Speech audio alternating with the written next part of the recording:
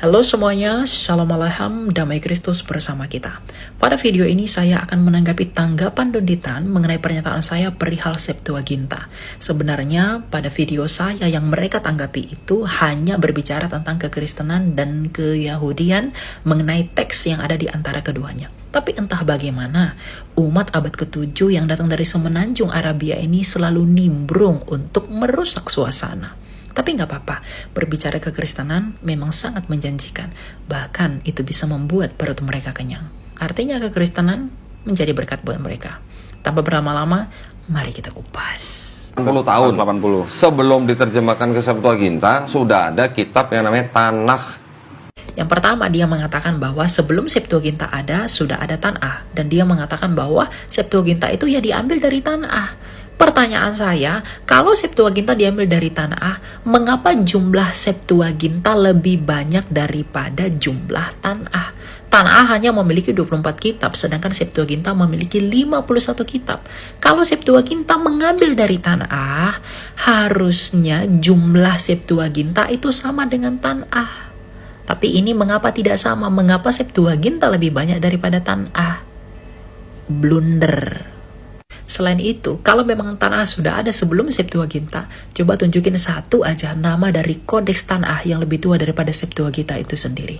Saya yakin Anda tidak bisa membuktikan ini.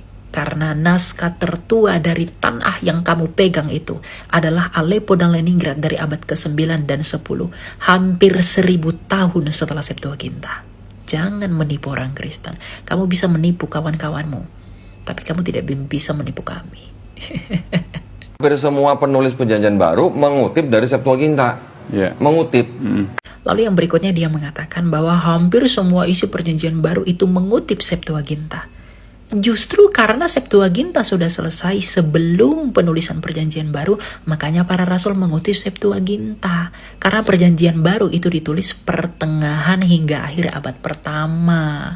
Kalau dia mengutip Septuaginta, berarti Septuaginta sudah ada sebelum pertengahan abad pertama.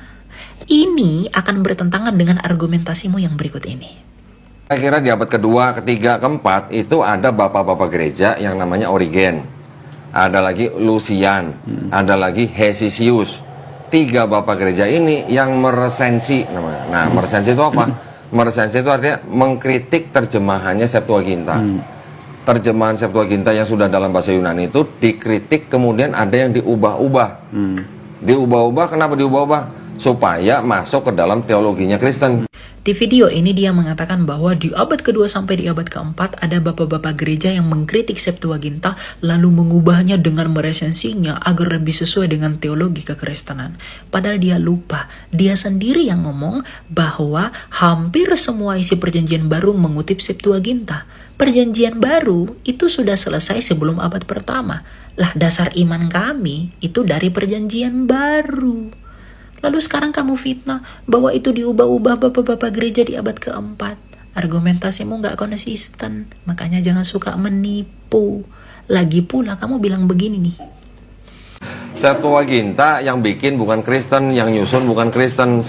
Padahal dia sendiri yang ngomong bahwa Septuaginta bukan buatan orang Kristen. Lalu sekarang saya enak udel, dia bilang bahwa orang Kristen lah yang mengubah Septuaginta.